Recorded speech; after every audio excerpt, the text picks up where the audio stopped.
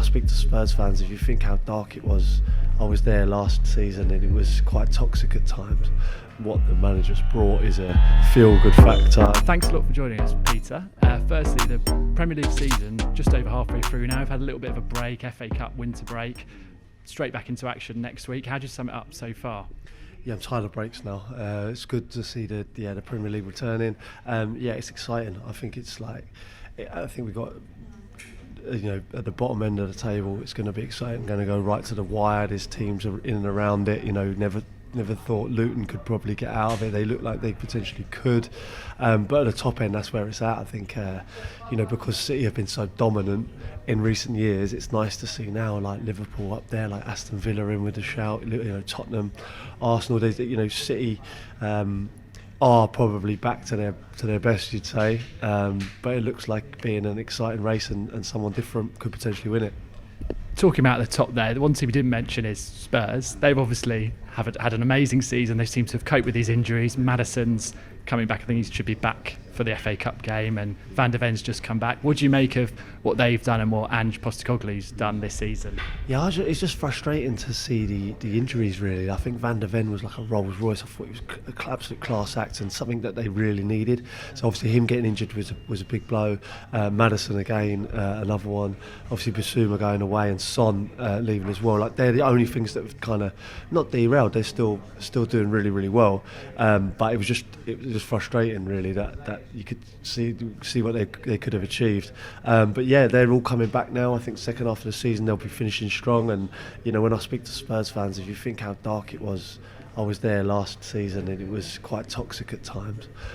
So now what the manager's brought is a feel-good factor. There's a buzz around Tottenham again. The fans are going there enjoying themselves finally, and hopefully they can do something special this year.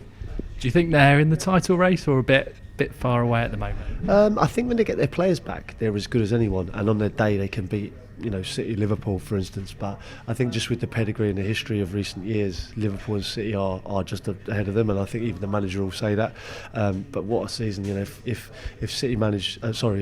Tottenham managed to come through like the City game, try and get to an FA Cup final, for instance, and finish in the top four, I mean, it'd be an unbelievable achievement.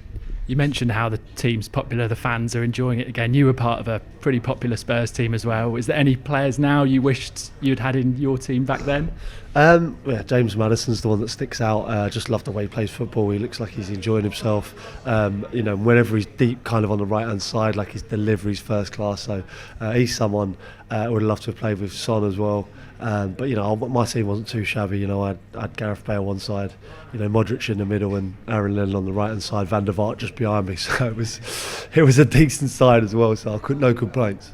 And then talking about another of your former clubs you just mentioned, Liverpool, they seem to be coping all right without Mohamed Salah at the moment. We don't quite know how long he'll be out for. Do you think they can keep that up with him out injured? I think it's a huge blow to the title kind of ambitions if he's out for a long time. Hopefully they get him back soon, but I think still, there was a stat last night that I saw. I think they've got 30 odd goals from players coming off the bench, which is incredible, really. It just shows that there is strength and depth. There is goals that you can share around. When you look at Diaz and Nunes, Jota, for instance, there's players there that are well capable of scoring goals, and they can cope without him. But Mo Salah's just relentless, and anyone would miss him. And talking of Darwin Núñez, he's obviously seems to cause a lot of chaos on the pitch, a bit rough around the edges sometimes. The fans love him. What do you make of him as a former striker yourself? I suppose there are some similarities to kind of when I was there. Do you know what I mean? It was like at times it was hard for me at the start, and the fans stuck with me, and it feels like he's in the best place for that, because Liverpool stuck by me when I had a difficult time, similar to what Núñez had at the start. But I think he's, like you say, he causes carnage. He constantly makes making the runs, and he gets more chances than other strikers. But that's because of his pace and his strength, and his how quickly he kind of gets onto things. So he is probably going to have more chances, and he will miss a few. He's not as clinical as maybe he might be, but I still think he'll be a huge asset for Liverpool, and I think a huge plus towards the end of the season. And in terms of Liverpool's title hopes, do you think it's sort of them, City, Arsenal, are they the main three you're looking at? Yeah, it's only because of the pedigree of the last few years. Arsenal ran, they were top of the league for a longer period than City, I think, last year, so they have to be in the conversation.